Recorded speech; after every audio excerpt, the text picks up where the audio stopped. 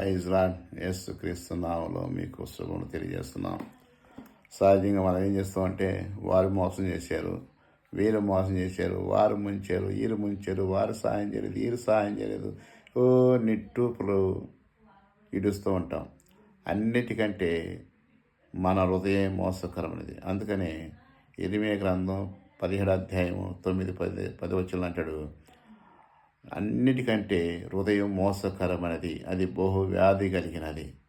వారు వీరు మోసం చేయటం కాదు, కానీ మనల్నే మోసం చేసుకుంటూ మనల్నే మన తప్పులు కప్పెట్టుకుంటున్నాం. అతిక్రమలు దాచిపెట్టేవాడు వర్ధిల్లడు. మనం వర్ధిల్లాలంటే అతిక్రమను విడిచిపెట్టాలి, దేవుని సన్నిధిలో ఉండాలి. అందుకనే హృదయం అన్నిటికంటే మోసకరమైనది.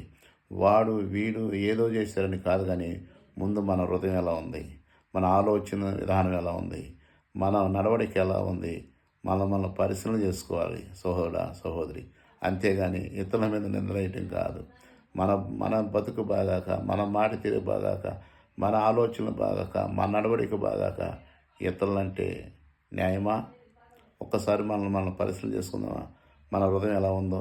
అన్నిటికంటే ఘోరమైనది, వ్యాధి కలిగినది మన హృదయమే. దాన్ని సరి చేసుకుందాం. దాన్ని సరి చేసాడు ప్రభువైన యేసుక్రీస్తు వారు. ఆయన యొద్దకు రండి, నీ వ్యాధి సమస్తను కూడా బాగు చేయగల దేవుడు. ఈ మాటలు దీవించును గాక. ఆమేన్.